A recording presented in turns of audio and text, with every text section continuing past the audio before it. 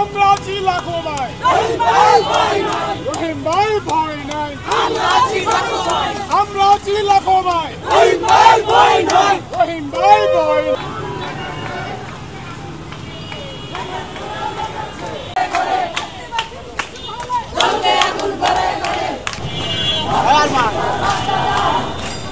এই লড়াই হয়েছে মুক্তিযোদ্ধা ৩০ লক্ষ মানুষ জীবন দিয়েছিলেন, ২৪-এ হাজার হাজার মানুষ আহত এবং নিহত হয়েছেন, তাদের লড়াই।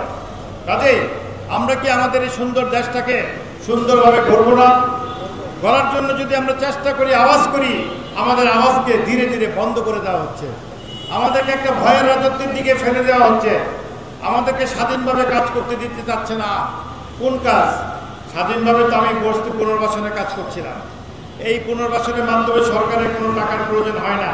পুরো বাংলাদেশের কথা একবার ভাবুন আপনারা, পুরো বাংলাদেশে গরিব মানুষ থাকবে, কিন্তু এইভাবে বস্তিতে বসবাস করবে না মানবতারহীনভাবে।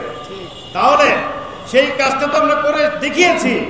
বাসানটেক তার প্রমাণ, বাসানটেক পুনর্বাসন প্রকল্প।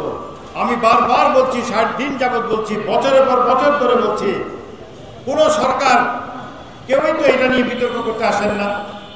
কোনো মিডিয়া তারা তো এটা নিয়ে টক শো করেন না।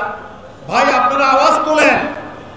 আমি দাবি করছি সারা বাংলাদেশের বস্তির ভাগ্য পরিবর্তন করা সম্ভব, এবং আমরা সেটা করে দেখিয়েছি বাসানটেক প্রকল্পে। কিন্তু সরকার আমাদের একমাত্র বাধা, আমাদের বাধা সরকার। সরকারই তো আমাদের বন্ধু হওয়ার কথা, সরকারই তো আমাদের পাশে থাকার কথা। আপনারা জিজ্ঞেস করেন সরকারকে, তারা কেন চায় না বস্তিবাসীদের ভাগ্য পরিবর্তন হোক? ওয়াই? এই কথা বলতে গেলে আমাদের উপরে জুলুম করা হচ্ছে। আপনাদেরকে বারবার বলেছি, দেখেন আমাদের উপর অত্যাচার চালানো হচ্ছে, আমাদেরকে গুম করা।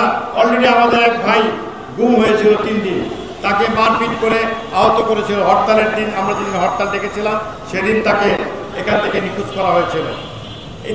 সেই ভাইকে পরে পাওয়া গেছে ৩ দিন পরে। আমরা তার চিকিৎসা করিয়েছি, এখনো সে রোগী অবস্থায় আছে। তো ভাই, আমাদের সংগঠন যারা পরিচালনা করেন তাদেরকে থ্রেট করা হয়, এরকম অনেক অভিযোগ আছে। ভাই, কার কাছে অভিযোগ দেব? আমার কথা আপনাদের মাধ্যমে দেশবাসীকে আমি অনুরোধ করছি, ভাই, প্রিয় দেশবাসী, আপনাদের আমাদের জন্য একটু মায়া হয় না? একটু ভেবে দেখুন না, আমি কে? আমি কিন্তু ৩০ লক্ষ শহীদের পরিবার। আমার বাবা মামারা রক্ত দিয়েছিলেন, দেশ জীবন দিয়েছিলেন একটা সুন্দর দেশ দেখার জন্য। সেই সুন্দর দেশটা তো আমরা পাচ্ছি না রে ভাই। আমরা গড়তে চাই, এটা কি আমাদের অপরাধ? আমরা তো সরকার বিরোধী নই। সরকারের ভিতরে কিছু মানুষ এই সমস্যাটা সৃষ্টি করেছে।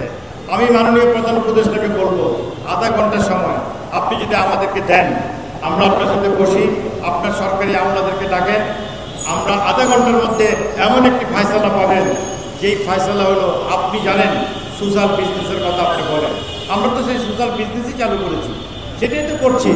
আমাদের আরও 10টা রহিমের দরকার। আপনারা যদি এক রহিমকে এইভাবে অত্যাচার জুলুম নির্যাতন করেন, আর কোনো রহিমের জন্ম হবে না এই দেশে।